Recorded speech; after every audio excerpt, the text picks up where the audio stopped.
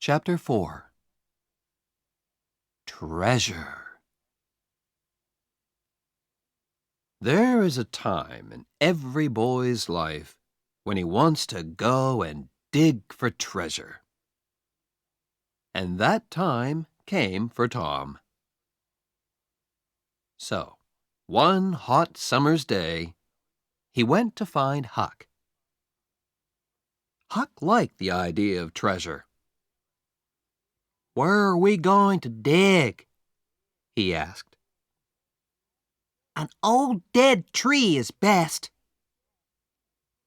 "Who puts the treasure under old trees?" "Robbers," said Tom. "and then they go away. Or they forget to come back for the treasure." "There's a dead tree on Cardiff Hill," said Huck. "Let's go there. I've got an old pick and shovel." It was 3 miles to the old tree, and the boys arrived tired and hot. They dug for an hour or two, but they didn't find any treasure. Then they stopped, and Tom looked down at an old house at the foot of the hill. "Hey, look," he said. "Nobody lives in that old house. Let's go there. Old houses are always good for treasure." "Good for ghosts, too," said Huck. They took the pick and shovel with them, went down the hill, and into the old house. They looked in all the rooms downstairs, and then went upstairs. But there was no treasure and no ghosts. Then they heard a noise. "Shh!" said Tom suddenly. "What's that?" "Ghosts!" whispered Huck. There were holes in the floor, and through them the boys could see into the rooms downstairs. "No," Tom whispered. "it's 2 men. One is the old Spaniard. He came to live in the village last week. I don't know the other man. Shh! Let's listen to them." The 2 men sat down on the floor. The Spaniard had a green hat and long white hair. The other man was small and dark. He took out a bag and began to open it. "It's hot in here," the Spaniard said. He took off his green hat, and then he took off his long white hair. "Tom!" Huck whispered upstairs. "That's Injun Joe." "We took $650 when we robbed that house," said the second man. He took some money out of the bag. "We can take $50 with us now." "What are we going to do with the 600? "Leave it here," said Injun Joe. "We can come back and get it next week. Here, give me the bag." He walked across the room to the fireplace, moved 2 big stones from the floor, and began to dig with his knife. Upstairs, the two boys watched excitedly. Treasure! $600 of wonderful treasure. Injun Joe stopped digging. Hello. What's this? He said. There's something here. It's an old box. The two men got the box out and opened it. It's money, said Injun Joe's friend. Injun Joe put his hand into the box. There are thousands of dollars here, he said. And the two men looked at the money with happy smiles. but who? Began Injun Joe's friend. Don't ask. Injun Joe said. It's our money now. We can't take it with us today, said his friend. What can we do with it?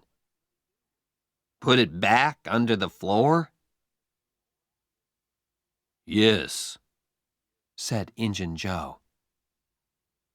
Happy faces upstairs. no, Very unhappy faces upstairs. let's put it under the cross. Nobody goes there. We can take it there tonight. When night came, the two men carried all the money away. The boys did not go after them because they were afraid of Injun Joe. But they wanted very much to find that cross.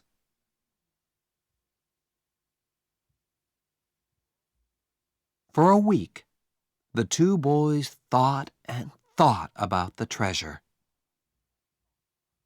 It was under the cross. But where was the cross? In St. Petersburg, the boys watched the Spaniard carefully. But they didn't see a cross, and they didn't find the treasure. Chapter 5. In the Cave. The next Saturday was Becky Thatcher's birthday, and all Becky's friends were very excited. It's going to be a wonderful day, Becky told Tom. We're going to have a picnic by the river, and after that, we can visit McDougal's cave. So in the morning, a big boat took Becky, Tom, and all their friends down the river. There were some older children on the boat, too. But all the mothers and fathers stayed at home. Picnics are better without them. And it was a very happy, noisy picnic. After the picnic, the children took out their candles and ran up the hill to the cave. The mouth of the cave was dark, and some of the children were afraid at first. But caves are exciting. So in the end, everybody went in. McDougal's cave was very, very big, with hundreds of tunnels and rooms. The tunnels went up, down, and into the hill for miles. You could walk for days in McDougal's cave. Nobody knew all the cave, but many people knew the tunnels near the door. You could play all day in these tunnels. Tom, of course, knew them well. For hours, the children walked and ran through the cave, up and down the tunnels, in and out of the rooms. In the evening, they came out and walked down the hill to the boat, tired but happy. When the boat arrived back in St. Petersburg, it was dark. Huck Finn saw the boat, but he did not know about the picnic. He did not go to birthday picnics, of course, because the mothers of St. Petersburg did not like him. But tonight, Huck was only interested in treasure. Injun Joe's treasure. Injun Joe was in an old building by the river, and Huck waited in the street near the building. Perhaps, he thought, Injun Joe's cross isn't there, and the box of money. I must wait and watch. I can tell Tom about it tomorrow. But Injun Joe didn't come out. At midnight, it began to rain, and Huck waited all night in the cold street. In the morning, he could not move, and he could not speak. He felt cold, then hot, then cold, then hot again. Mrs. Douglas, a woman from the church, found him in the street. She took him to her home and put him to bed. And there he stayed for 2 weeks.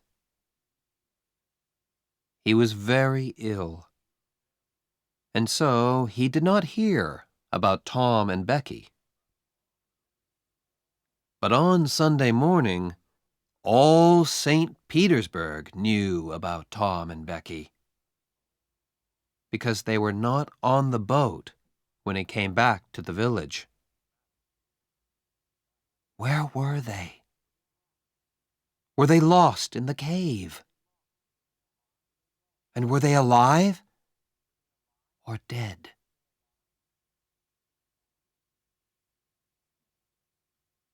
At first, Tom and Becky played with their friends in the cave. Then Tom wanted to go down a new tunnel, and Becky went with him. They walked and talked, and went into a second tunnel, then a third. Sometimes Tom put a mark with candle smoke on the tunnel wall. He wanted to find the mouth of the cave again. Then they came out of the tunnels into a big room. There were hundreds of bats in this room, and the candles woke them up. Tom took Becky's hand, and they ran into the nearest tunnel, with the bats behind them. But one bat hit Becky's candle, and it went out. The children ran and ran through the tunnels, and at last they got away from the bats. They stopped and sat down. Suddenly, it was very, very quiet. Where are we now, Tom? Becky whispered. afraid. "I don't know," said Tom. "I think it's time to go back. But we can't go through that big room because of the bats. Let's go down this tunnel." They went down one tunnel, then a second, a third, a fourth. Then they wanted to find the big room with the bats again. But they couldn't. Becky began to cry. "Tom, we can't get out. We're lost, Tom. We're lost." They walked and walked. When they were tired, they sat down. Then they got up and walked again. Time went by. Was it day or night? They didn't know. Then Tom wanted to find water. They had nothing to eat, and they must have something to drink. They found a very small river and sat down next to it. "Becky," said Tom, "we must stay here, near this river. This is our last candle, and—" He did not finish, but Becky understood. "Tom?" "Yes, Becky?" "Are they going to come and look for us?" "Of course, when the boat gets to St. Petersburg." "But how can they find us in these hundreds of tunnels?" "Oh, Tom, Tom, we're going to die in here." Becky began to cry again. Then the candle went out, and the two children were in the dark. They sat for hours and hours. They slept a little, then woke up, then slept again. Was it Sunday now? Or Monday? Suddenly, Tom sat up. "Listen! Somebody's calling." The two children listened. They heard it again, a little nearer. They called back. Then they began to walk down the tunnel in the dark, with their hands on the wall. They stopped and listened again. But now they couldn't hear anything. Slowly, they went back to their river. They slept again and woke up very, very hungry. "Perhaps it's Tuesday now," Tom thought. "What can I do? I must do something." Then he had an idea. "Becky, listen. I've got a long string in my pocket. I can go down some of the small tunnels and get back to you with the string. You wait here." Slowly and carefully, Tom went down the first tunnel on his hands and knees. Then the tunnel wall on his right finished, and there was nothing. Tom put out his hand to feel the floor. And just then, away to his right, he saw a hand. a hand with a candle. At once, Tom called out. "Help!" He cried. The hand moved, and Tom saw an arm and a face. It was Injun Joe. Tom was very afraid, but Injun Joe was afraid too, and he quickly ran away down the tunnel. Tom went back to Becky, but he did not tell her about Injun Joe.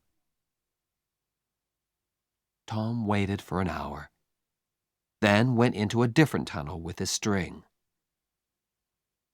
Then a third tunnel. It was Tuesday evening, and St. Petersburg waited. Many of the villagers were in the cave, and they looked for the children day and night. But they heard nothing, saw nothing, and found nothing. Then, late that evening, there was a sudden noise in the streets. People began to run to the Thatcher's house. "They're here! Becky and Tom are here!" Most of the village came to listen to Tom's story. "It was in the 6th tunnel," He told them. "I went to the end of my string, and suddenly I could see daylight. There was a little hole in the cave wall. I put my head out, and there was the river, right under my nose. I went back and got Becky, and we climbed out through the hole. Then we stopped a boat on the river. We were 5 miles from the mouth of the cave."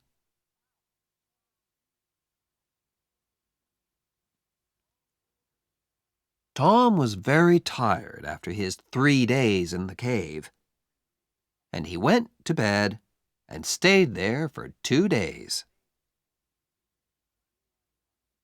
He heard about Huck and went to see him on Sunday, and then every day.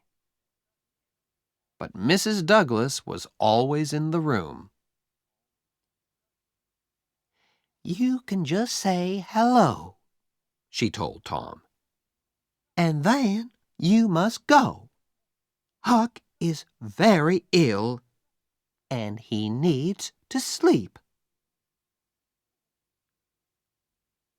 So Tom could not talk about anything exciting, and he could not tell Huck about Injun Joe. One day, about 2 weeks after the picnic, Tom was in Becky's house, and her father came in. Well, Tom, Mr. Thatcher said, would you like to go back to the cave again one day? "I'm not afraid of that cave," said Tom. Mr. Thatcher laughed. There are a lot of people like you, Tom. But nobody's going into that cave again. There are big doors across the cave mouth now, and nobody can open them.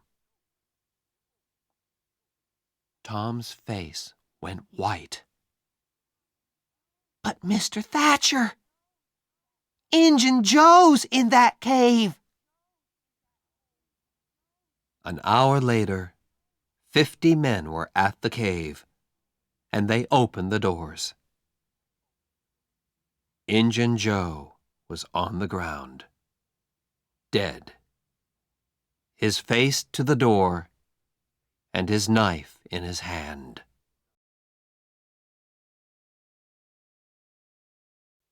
Chapter 6. Under the Cross. The day after Injun Joe's funeral, Huck was out of bed. He and Tom walked slowly out of the village. They had a good long talk, and Huck heard all about the picnic, the cave, and Injun Joe. "We're never gonna find the money now," said Huck. Huck, Said Tom. the money isn't in St. Petersburg. It's in the cave. I know it is. Why was Injun Joe in the cave? Because he took the box of money there. Right? Huck looked excited. Say that again, Tom. The money's in the cave. And we can get to it easily. Let's go there now. I've got some candles and a long string. We can take a boat and put it back later. 20 minutes later, the boys were in a boat on the Mississippi.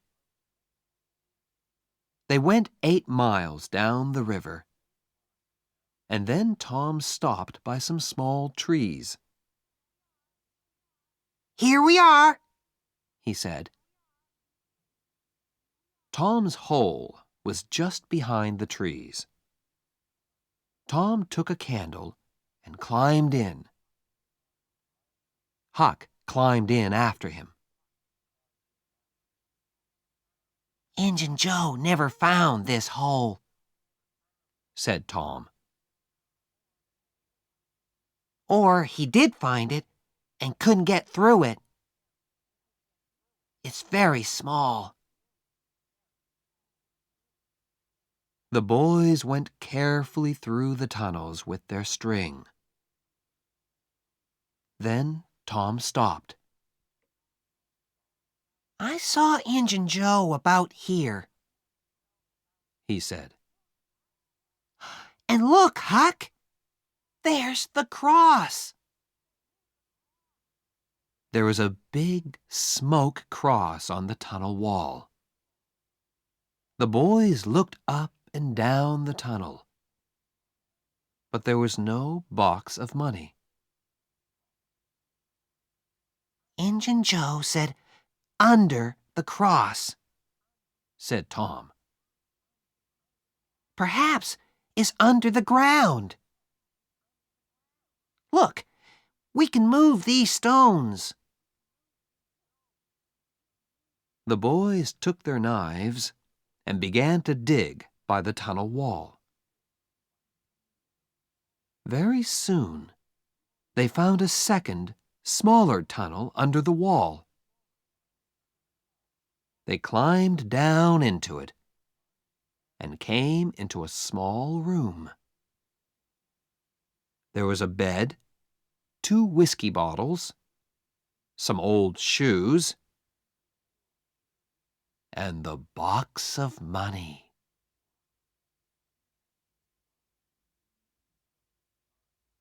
When somebody finds treasure, everybody hears about it very quickly. The 2 boys carried the box through the village. And when they got to Aunt Polly's house, half the village was with them. Everybody went into the house. Oh, Tom, Tom, Cried Aunt Polly. what is it now? And what have you got there? Tom put the box on the table and opened it. There were $12,000 in that box. And suddenly, Tom Sawyer and Huckleberry Finn were the richest people in St. Petersburg.